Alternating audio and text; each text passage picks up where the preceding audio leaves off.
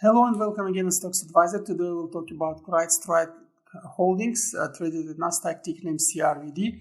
Well, immediate question, or immediate answer on the question where it's going actually will be very simple. On the longer term, you see it's a dominated decline because moving average 200 after making this very long upwards wave is actually in the correction. It's still price will be volatiling around it. That's exactly you see already forming. But now it might be that actually what we observe here is either one of two. So either moving average 200 started to work as a resist line because here we had this situation.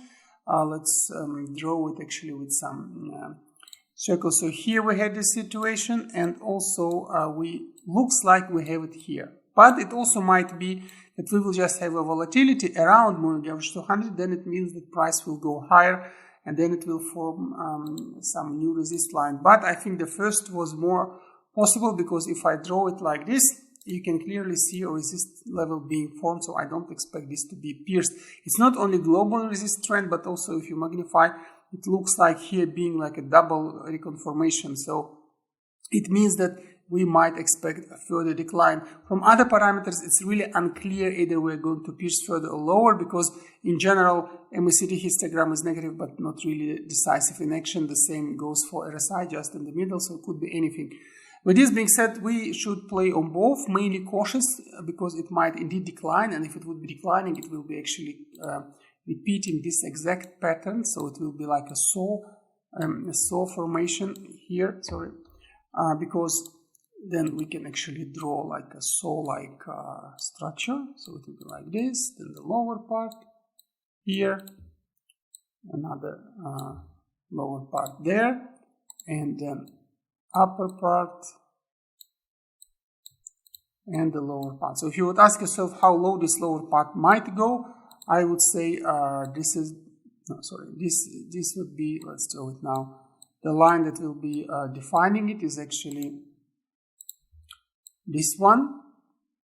It's not yet clearly a channel because it's like opening, but it might be used like this. Let's make it dotted. So the dotted line would be kind of the target where we can buy on the longer term, but midterm still could be volatile just from the middle here. And this would be our first entry position. So if you would like to trade here, I will be very cautious and I will use these two minimas as top and the bottom of opening channel at the rebounds. Then if it goes lower, then actually the dotted line will be our next level. I think it will be then here also defined by action in June of previous year.